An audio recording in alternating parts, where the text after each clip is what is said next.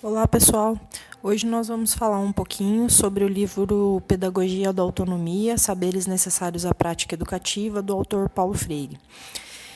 O livro inicia com o prefácio da Edna Castro de Oliveira, e ela faz algumas observações, logo no início do livro, em relação à importância da utilização da ética no respeito à dignidade e na autonomia do educando. Ela traz um termo que vai ser muito discutido ao longo do livro pelo autor, desculpem, que é a educação tem que ser vista como uma situação gnosiológica. Então, o que é isso? É uma relação entre o sujeito que aprende com o saber, né? Então, a gente pode entender também que é uma teoria geral do conhecimento, na qual se reflete sobre a concordância do pensamento entre o sujeito e o objeto. Então, nesse contexto, o objeto não é o que a gente costuma, da ideia de objeto inanimado, passivo. O objeto aqui é qualquer coisa exterior ao espírito. Por exemplo, uma ideia de um fenômeno, um conceito. Então, nessa perspectiva, uma pessoa também pode ser objeto de estudo de outra pessoa, porque não é um ser inanimado nem passivo, mas é tudo aquilo que é externo ao indivíduo que está estudando. E qual que é o objetivo, da gnosiologia? É refletir sobre a origem, a essência e os limites do conhecimento, do ato cognitivo, da ação de conhecer. Então, aqui, quando aparece objeto no livro, a gente precisa tomar esse cuidado de entender sob qual ótica o autor está olhando. Ela também destaca que é preciso ter uma convivência amorosa durante a educação, durante a convivência pedagógica, durante o processo de ensino-aprendizagem. E que a competência técnico-científica, a utilização do rigor, ela não é oposta à amorosidade que ela entende ser necessária nas relações educativas. E destaca ainda que uma pedagogia da autonomia ela tem função social, porque ela é pedagógica, ela é política e ela trabalha contra o processo de desumanização e traz um modo crítico de enxergar todo o processo que se vive no mundo que temos hoje em dia. Após a introdução, então, vem a parte chamada de primeiras palavras, que daí o próprio autor faz essa parte. Aqui ele vai dizer sobre a importância da ética, Ele acredita que a ética no ser humano é uma virtude e que a ética ela se contrapõe ao discurso neoliberal. E o que ele vai trazer em relação a esse discurso que se tem? Ele faz uma crítica bastante ferrenha a duas ideias em relação a condicionado e dominado. Então, o que ele entende? Ele entende que as pessoas têm capacidade de alteração, do local onde vive, da realidade que vive. Só que ele diz que é impossível negar, fatores culturais, sociais. Só que esses fatores eles estão relacionados a um condicionamento. Então, se você vive numa região de extrema pobreza, sem acesso a recursos, isso é uma condição, e condições podem ser alteradas. O que ele vai contrapor é a ideia que muitas pessoas têm de que as pessoas que vivem nessas condições de extrema pobreza e etc., elas estão numa situação de determinação. Quando você usa o termo determinado ou determinismo, é uma sensação, uma ideia de que aquilo é imutável. Então, se a gente pensar, por exemplo, naquele filme que nós vimos e que está no Drive também, Vida Maria, se você olhar por uma perspectiva freiriana, a ideia é que aquela condição ela pode ser alterada quando esse indivíduo ganha consciência, criticidade e percebe que ele pode alterar o meio que ele está. Se é numa numa ideia neoliberal, qual que é a perspectiva daquele vídeo? É que aquele ciclo ele nunca vai se interromper, porque ali as pessoas estão num determinismo social que sempre vai reproduzir a mesma coisa. E ele faz uma crítica bastante forte em relação a isso. Por fim, ele destaca nesse trecho que o livro dele é um livro bastante esperançoso, E o que ele quer lutar contra é essa ideia neoliberal de fatalismo e de imobilização das ações sociais. Ele quer demonstrar justamente o contrário. É que através de uma série de possibilidades, que há uma série de pessoas podem mudar o ambiente, o contexto, a comunidade, a sociedade em que elas vivem. O capítulo número 1 chama Não há docência sem discência. Então, o título dele é autoexplicativo, né? Qual é o trecho mais forte, mais importante aqui desse capítulo? O Paulo Freire ele vai destacar 2 tipos de professores, né? O professor bancário, que é aquele professor que entende que o aluno é passivo e está ali simplesmente para que ele deposite os seus conhecimentos, o que tornaria o ato de ensino-aprendizagem uma via de mão única, e o Paulo Freire entende que isso não é possível, que o ato de educar, a construção do ensino-aprendizagem, ele precisa desses 2 sujeitos ativos. Então, ele vai dizer que existe o professor bancário, que é o primeiro que citamos, e que existe o professor crítico, aquele professor que não é o professor bancário, que é o professor que entende que o aluno ele tem a sua parcela de participação, ele é um sujeito, ele é ativo, ele tem a sua importância e que, portanto, o processo de ensino-aprendizagem é uma construção que tem que ser feita por todos os envolvidos no processo de ensino-aprendizagem. Ele vai dizer aqui que quem forma se reforma ao longo da formação e aquele que é formado também forma, ou seja, ele sai da visão passiva para a visão ativa quanto à construção de conhecimento. Ele vai dizer também que antes do ser humano perceber que era possível ensinar, o ser humano percebe que é possível aprender, né? Então, o ato de aprender, ele precede o ato de ensinar. Ele vai destacar também a importância da decência e da boniteza, né? Então, essa ideia da boniteza, da decência, como valores universais e que caminham de mãos dadas. Bom, o livro segue com o trecho Ensinar exige rigorosidade metódica. Então, aqui o autor ele vai falar sobre um tipo de intelectual que ele vai chamar de intelectual memorizador, né? Que é aquele indivíduo que repete as coisas que ele leu sem fazer nenhum tipo de problematização. E aí ele vai dizer que o professor, uma das tarefas do professor, do educador, da professora, é ensinar a pensar certo, né? E aí a gente precisa tomar cuidado, porque o que seria esse pensar certo? Não é ter uma única forma de pensamento, ou pensar como professor, ou ter uma ideia do que é certo, do que é verdade, enfim. Esse pensar certo é quando o indivíduo consegue criar a sua própria linha de raciocínio, quando ele consegue pensar por si. Então, ele pega, ele faz uma relação sobre o seu conhecimento de vida prática e, de repente, o que ele está lendo ou a situação que se coloca frente a ele, e, a partir daí, ele coloca, ou melhor, ele consegue elaborar o seu pensamento. Então, isso seria a ideia de pensar certo. Ele destaca aqui também que o professor ele precisa estar certo das suas incertezas, né? Ele tem que deixar transparecer para o estudante, para o educando, que ele tem as incertezas, o quão importante é estar no mundo, viver nesse mundo e poder atuar sobre ele. Então, um indivíduo que tem verdades muito absolutas, que tem situações fechadas, determinadas, ele dificilmente vai conseguir estabelecer esse tipo de relação, né, do pensar certo, das incertezas e de perceber que o mundo tem historicidade e que você pode intervir nele porque as coisas não são naturais, as coisas não estão lá porque sempre estiveram, elas têm uma razão de ser. O item 1.2 chama-se Ensinar exige pesquisa, e ele está bastante ligado com o item 1.1, que se chama Ensinar exige rigorosidade metódica.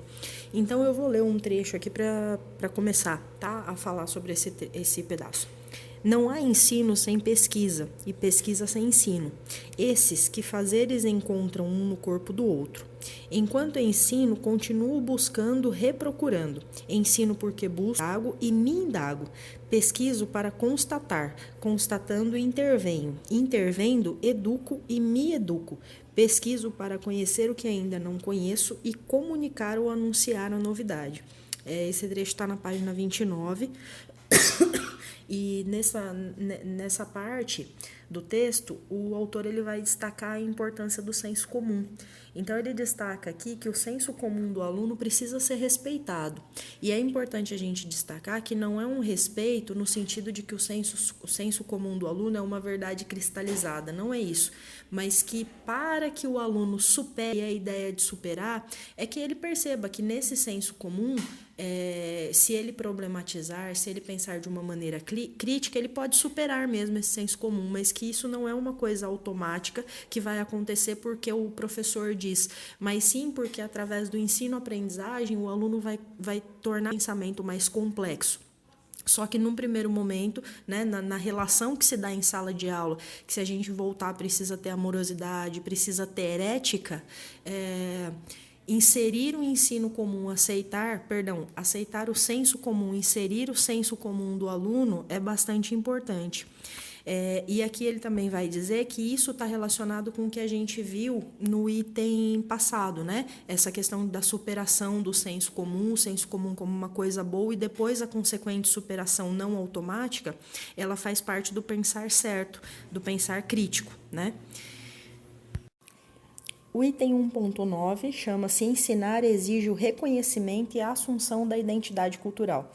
Aqui o autor vai falar dessas dicotomias, né? Então, que o indivíduo precisa se assumir como ser histórico, que as pessoas precisam como pensantes, como comunicadoras, que são capazes de ter vários sentimentos, né? São capazes de ter raiva, são capazes de amar, são capazes de se assumir como sujeito, são capazes de se reconhecer como objeto, aí não aquele objeto inanimado, mas aquele objeto que é o externo, né, a outro, né, o externo à alma. Então, se assumir como objeto é se colocar frente ao outro, né, reconhecer o outro como não eu, né? E qual é a importância disso? Ao reconhecer o outro, ao reconhecer as características do outro, ao reconhecer a importância do outro, é aí que se percebe que você não se forma sozinho, que você só se forma na relação, na comunicação, no diálogo com o outro. Então, essa percepção da importância do outro para a formação dos indivíduos está diretamente relacionado à teoria do Paulo Freire em relação ao indivíduo que, ao ensinar, aprende, que ao aprender, ensina, essa relação sempre dialógica e propondo relações entre as pessoas. O próximo item, que é o item 1.4, chama-se Ensinar exige criticidade.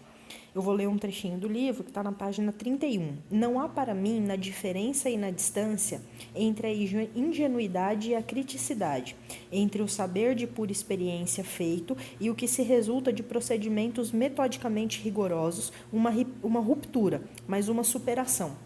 Então, aqui o autor vai trazer novamente a ideia do senso comum. O que ele diz? Ele diz que a curiosidade é que move os seres humanos a serem criativos, né? Então, e essa criatividade, essa curiosidade está em todo mundo. Então, ele vai dizer que um acadêmico ele é tão curioso quanto um camponês, por exemplo. O que acontece o que acontece de diferente entre essas duas curiosidades é porque por saber, né, por ter ferramentas de método científico, ter acesso a de repente maiores informações, ter acesso a teorias diversas, o acadêmico ele instrumentaliza mais, ele problematiza e aí então ele não vai ter uma curiosidade, ele vai ter o que o autor chama de uma curiosidade epistemológica, né, relacionada à pesquisa, ao conhecimento, ao saber. O camponês, por outro lado, ele também tem uma curiosidade, né, que vai gerar a ele algumas conclusões baseadas na sua prática, e isso gera o senso comum. Note que aqui o autor não faz uma crítica ao senso comum no sentido de que ela não deve ser utilizada, mas sim de que o senso comum ele precisa ser superado através da criticidade, de um pensamento mais complexo. Então ele vai deixar bem claro aqui que o ser humano ele é criativo e ele é munido de curiosidade, mas que essa curiosidade ela pode ser deixada num patamar mais simples, mais ingênuo, ou essa curiosidade pode ser levada a uma complexidade maior, a uma busca por respostas mais complexas, mais completas. Bom, o item 1.5 chama Ensinar exige estética e ética. Então, aqui o autor vai falar sobre a importância da ética e da estética na educação, né? A ética como um conjunto de valores que os indivíduos seguem e a estética relacionada a uma questão de valores humanos, né?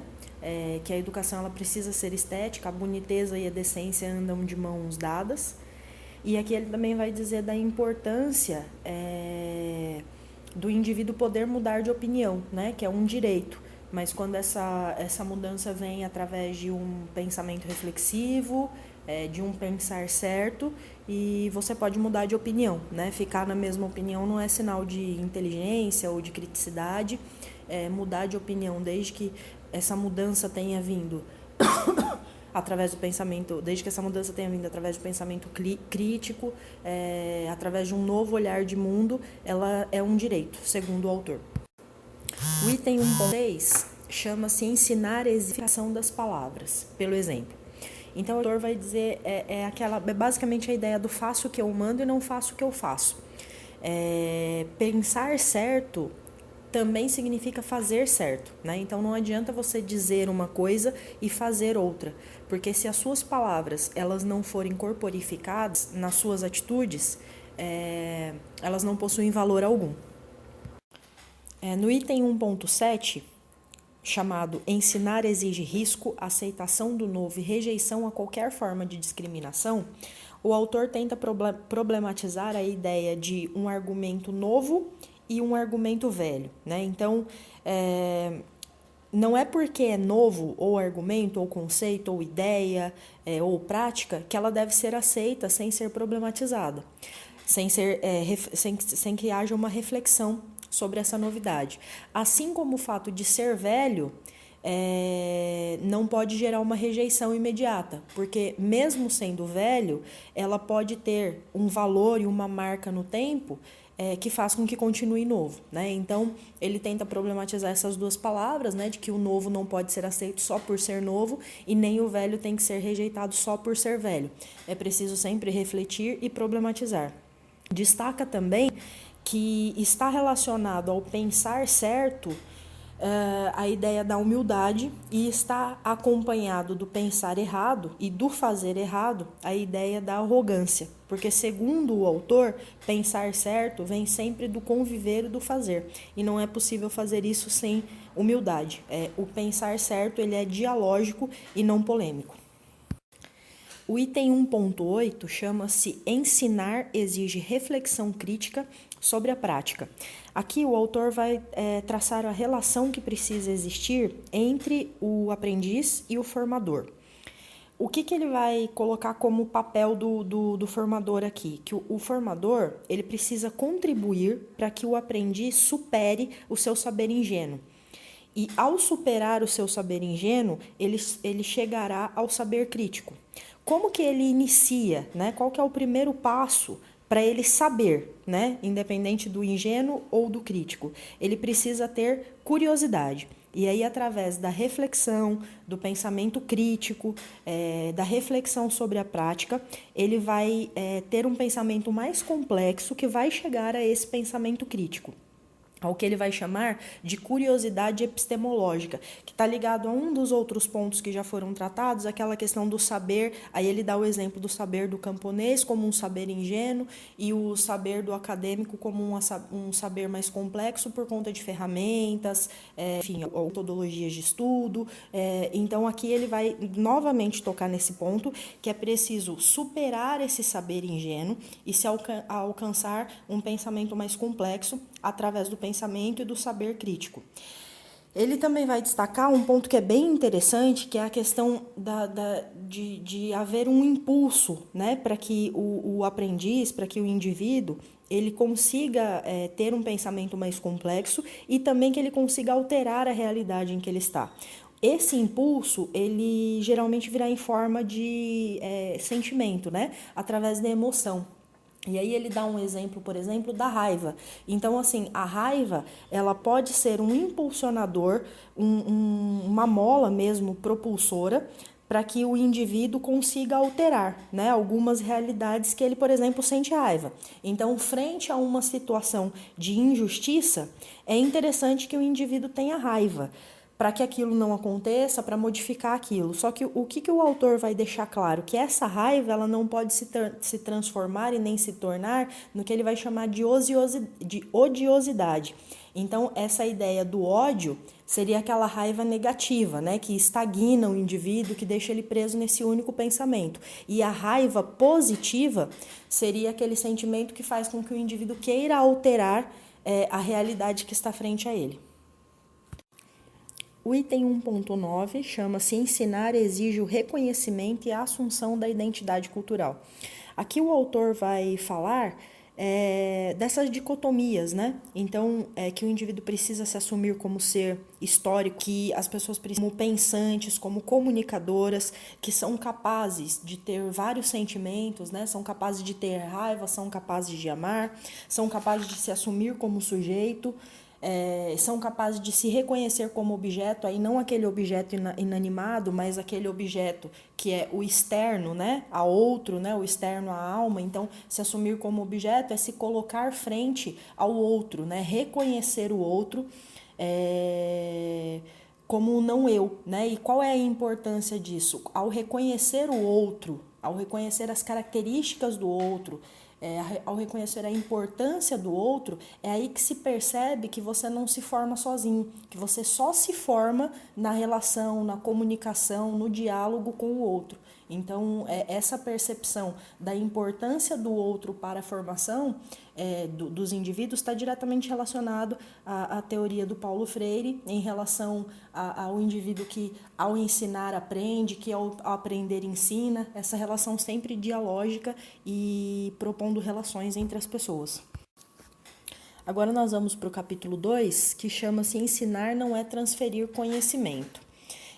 Ele é um capítulo que o título é bastante autoexplicativo, né? Então é novamente uma crítica que se faz ao que ele vai chamar de educação bancária, que é uma educação absolutamente tecnicista, numa perspectiva neoliberal, coloca o estudante como um objeto, aí no sentido de inanimado, passivo, que está ali para receber informações de um professor detentor de todo o conhecimento.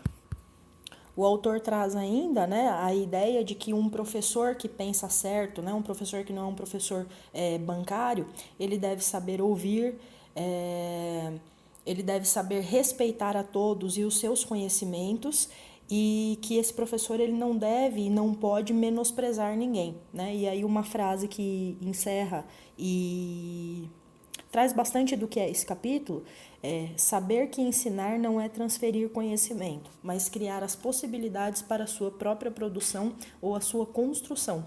Está na página 47. No item 2.1, chamado Ensinar exige consciência do inacabamento, o autor faz uma defesa de que o ser humano ele é inacabado, né? Porque ele está se completando constantemente. E ele diz ainda que esse inacabamento é uma característica humana, pois só os seres humanos têm essa consciência, né, de que precisam se completar constantemente. Aí ele ainda acrescenta que homens e mulheres são seres culturais, o que possibilita essa intervenção no mundo, que possibilita a comunicação, o que possibilita pensamentos complexos e profundos, embelezar ou enfeiar o mundo dependendo das suas ações, o que possibilita criar éticas, extrapolar essas éticas, estar longe delas. Então, nesse trecho ele basicamente diz que tudo que existe no mundo é ação humana, né? Então, alterar o que existe no mundo também depende da ação humana. No item 2.2, chamado Ensinar exige o reconhecimento de ser condicionado, o autor traz novamente duas definições. O ser humano é um ser condicionado e não um ser determinado. Então, linkando com o item 2.1, o que ele vai dizer? Que por ter consciência do nosso inacabamento e do nosso constante completar, é que a gente também adquire consciência de sermos seres condicionados, ou seja, o espaço, questões genéticas, questões culturais, questões sociais, elas nos condicionam, elas dão condições para determinados comportamentos, determinadas situações. Contudo, não é determinante no sentido de acabado, né? De que se um indivíduo nasce numa comunidade pobre e está de repente num local onde tem muita criminalidade e violência, ele automaticamente vai se transformar num indivíduo violento, né? Ele acredita que através da consciência desse inacabamento e de que as condições influenciam e, sobretudo, de que a gente pode agir sobre essas condições, a gente pode fazer alterações e mudanças no mundo. Justamente por isso ele não acredita e não aceita a ideia de um determinismo social, de um determinismo cultural. Isso tem que ficar bastante claro que, para o Paulo Freire, o indivíduo, apesar de influenciado por condições, pode romper com essas condições e, em hipótese alguma, é um ser determinado e, portanto, acabado. Ao contrário, é um ser condicionado, inacabado e que, por isso, pode alterar as condições. No item 2.3, chamado Em si de respeito à autonomia do ser educando, o autor traz a ideia de que é respeitar a autonomia e a dignidade do outro, né? Esse respeito é uma atitude ética. E ele destaca também que, assim como um professor autoritário, um professor que é licencioso também está desrespeitando igualmente da mesma forma o educando, né? Que tanto o autoritarismo quanto a licenciosidade nega da mesma forma o aprendizado ao aluno. Então é preciso que o professor tenha uma atitude ética frente ao autoritarismo e à licenciosidade. Qual seria essa atitude ética? Respeitar a autonomia e a dignidade do outro. No item 2.4, chamado Ensinar exige bom senso, o autor faz um chamado para que os educadores tenham bom senso, porque ele diz que é muito comum no campo da educação haver uma constante confusão, né, entre características do professor.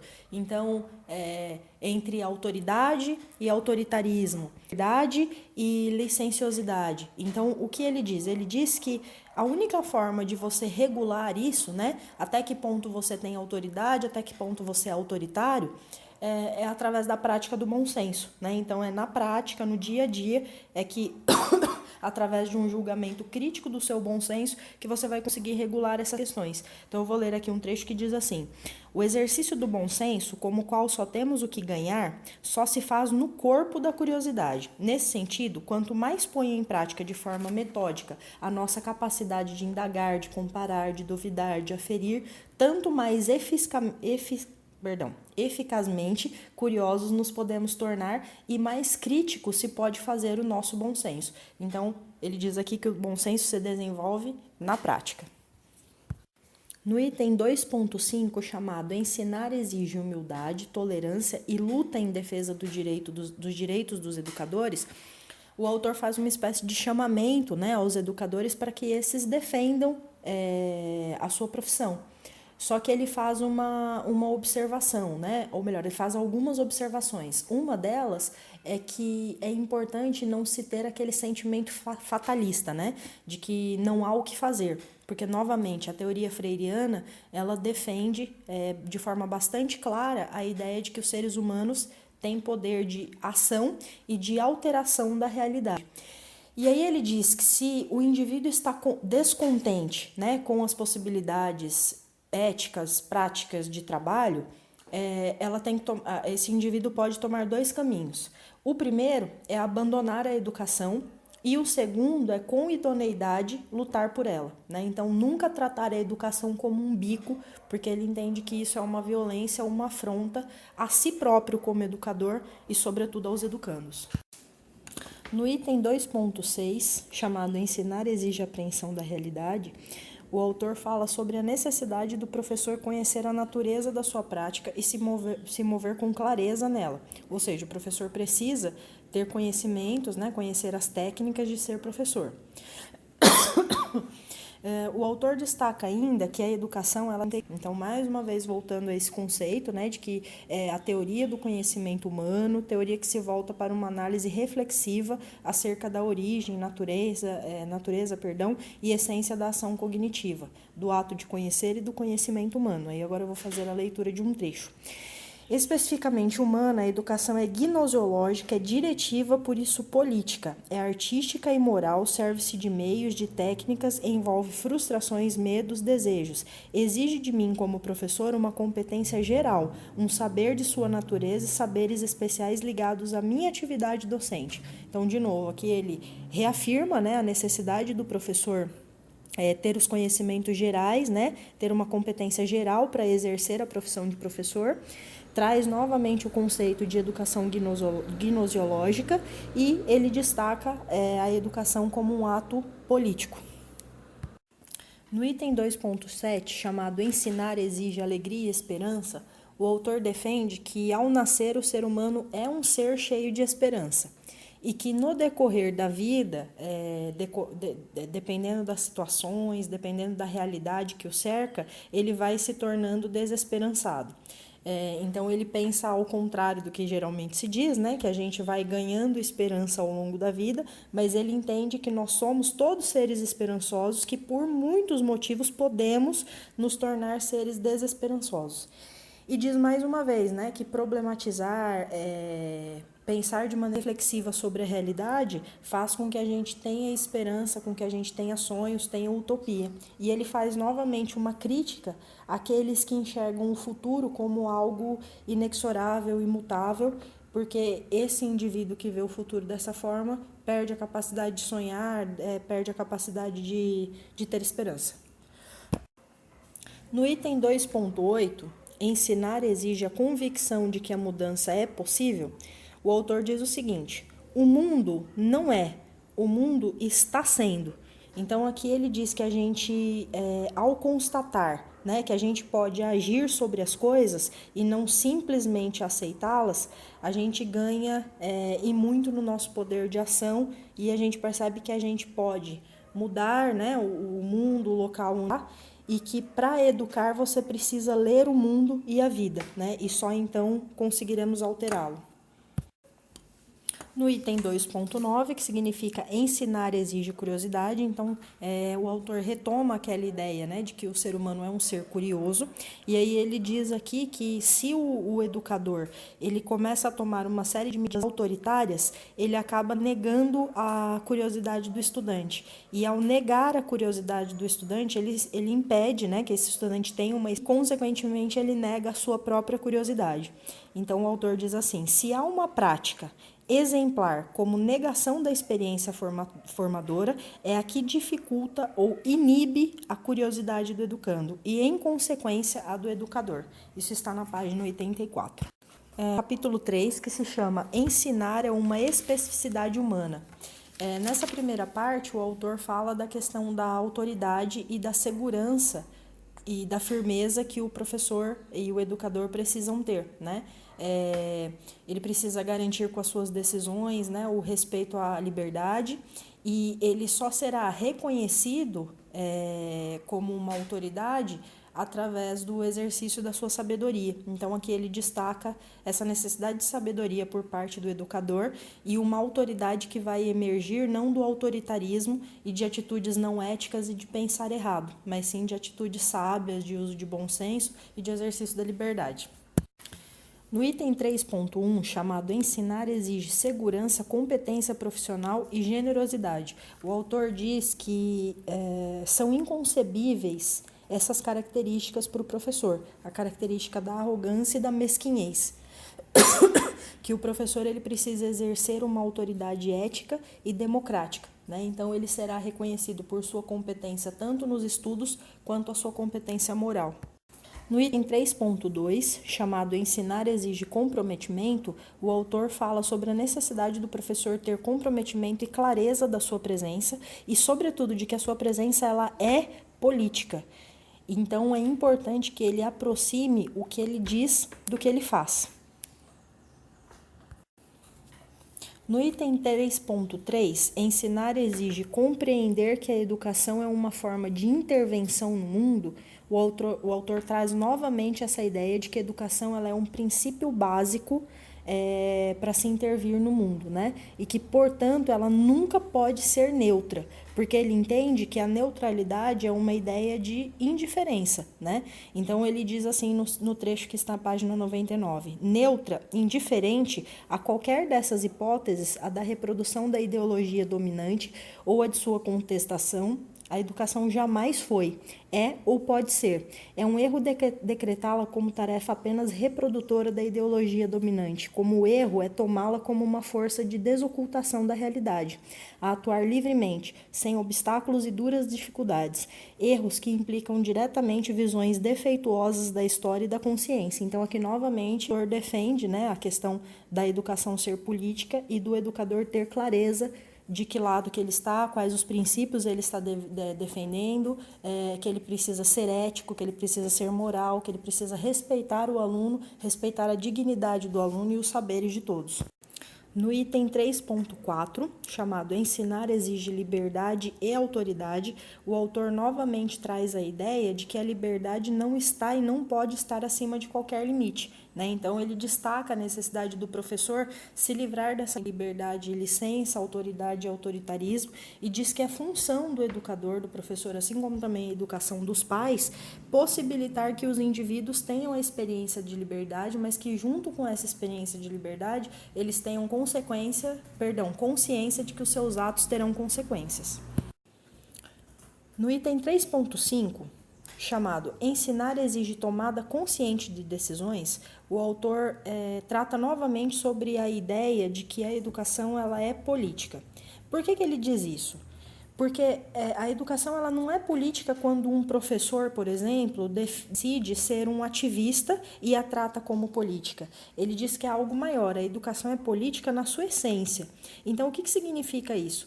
Que ao compreender-se como um ser inacabado, ter esperança, não cair na ideia de um discurso determinista, de um discurso imobilizador do futuro como algo que não pode ser alterado, garante ao educador possibilitar que os educandos entendam a educação como um ato de intervenção no mundo.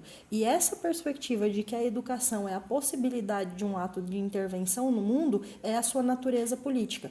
Então não está relacionado a uma ideologia partidária, a política nacional, ela está relacionada à sua própria natureza, que é política, pelo fato da educação ter o poder de mobilização no sentido de alteração da realidade. No item 3.6, chamado Ensinar exige saber escutar, o autor diz assim, eu vou ler um trecho da página 113. Se na verdade o sonho que nos anima é democrático e solidário, não é falando aos outros de cima para baixo, sobretudo como se fôssemos os portadores da verdade, a ser transmitida aos demais, que aprendemos a escutar, mas é escutando que aprendemos a falar com ele.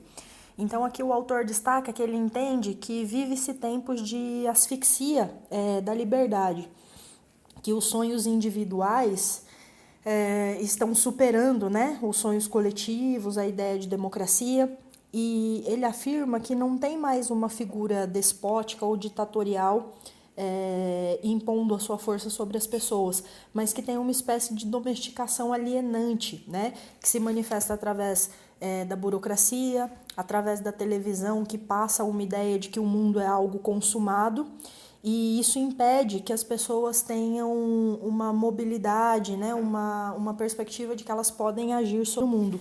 Então, nesse trecho do livro, o autor faz um chamamento para que os professores, os educadores, as pessoas envolvidas com a educação saibam escutar, para que assim possam colaborar na mudança dessa realidade. No item 3.7, chamado Ensinar exige reconhecer que a educação é ideológica, o autor destaca que ele tem a esperança, né, de que os homens e as mulheres do mundo percebam todo o mal que tem por trás do sistema neoliberal e que haja um processo de gentificação do mundo, né, É uma ideia de que deve se dar mais valor às pessoas, né? E que essa proposta de gentificação gere uma rebeldia que mude, né, o modelo neoliberal que estava então posto na época. O autor também vai destacar que a educação ela é ideológica, ela é política naquele sentido que nós dissemos, né, na sua natureza. Mas ele destaca também que se o indivíduo, né, no caso o educador, ele enxergar tudo pelo prisma da sua própria ideologia, ele vai passar a agir como um indivíduo míope, né, que só enxerga sob uma perspectiva ou que enxerga embaralhado com uma espécie de névoa. Porque se o indivíduo, se tudo está explicado a partir de uma única ideologia, perde-se a capacidade de reflexão, perde-se a capacidade crítica, perde-se a capacidade de problematização. Nós vimos em momento anterior do livro aquela ideia, né, do intelectual reprodutor, aquele indivíduo que lê um texto, lê um livro e simplesmente passa a reproduzir sem problematizar. Então, se o indivíduo entende que a ideologia dele explica o mundo e está dado como um fato, ele passa então a ser apenas um reprodutor da ideologia e deixa de discuti-la, de refletir sobre. Então aqui essa questão da educação ser ideológica e política é naquele sentido inicial dela ser dessa forma pela sua própria de possibilitar que o homem atue e altere a realidade do mundo em que se vive. No item 3.8, chamado Ensinar exige disponibilidade para o diálogo, o autor defende que os educadores precisam ter disponibilidade, né, para interagir, conversar, respeitar as diferenças, e que é nesse contexto de relação que o professor vai adquirir segurança frente à sua realidade. Lembrando que essa segurança para o autor não vem do saber, mas ele vem do saber que se sabe algo e do saber de que não se sabe muitas coisas. Então é através do que se conhece e também do conhecimento da sua não totalidade de conhecimento que o indivíduo estará aberto para tantas outras aprendizagens que possam vir. E aqui ele também faz uma defesa de que é preciso conhecer, né, o público com que se trabalha. Então tem uma frase aqui na página 137 que diz assim: e a diminuição de minha estranheza ou de minha distância da realidade hostil em que vivem meus alunos não é uma questão de pura geografia. Então conhecer o bairro em que se trabalha, conhecer a escola, a realidade dos alunos, isso faz parte dos saberes do educador. Bom, agora para encerrar, no item 3.9, chamado Ensinar exige querer bem aos estudantes, o autor diz que é preciso querer bem aos seus estudantes, mas não naquele sentido de ser obrigado a querer bem, né? Mas é um querer bem no sentido de tratar todos os estudantes de maneira igual, estar aberto para a afetividade, estar disponível para a interação, não trazer a relação de afetividade com capacidade técnica como se fossem situações opostas, né? Então, um docente que ele é sério no exercício da sua profissão não pode ser efetivo, como se fossem coisas opostas e que não pudessem andar juntas. Na opinião do Paulo Freire, elas não só podem, como devem caminhar juntas. Então, para encerrar, eu vou ler um trecho do livro que diz assim: estou convencido, porém, de que a rigorosidade, a séria disciplina intelectual, o exercício da curiosidade epistemológica não me fazem necessariamente um ser mal amado, arrogante e cheio de mim mesmo. Ou, em outras palavras, não é a minha arrogância intelectual a que fala de minha rigorosidade científica. Nem a arrogância é sinal de competência, nem a competência é causa da arrogância. Não nego a competência, por outro lado, de certos arrogantes, mas lamento neles a ausência de simplicidade, que não diminuindo em nada seu saber, os faria gente melhor, gente mais gente. Bom, pessoal, então em relação à pedagogia da autonomia foi isso. Espero ter ajudado e até a próxima. Tchau, tchau.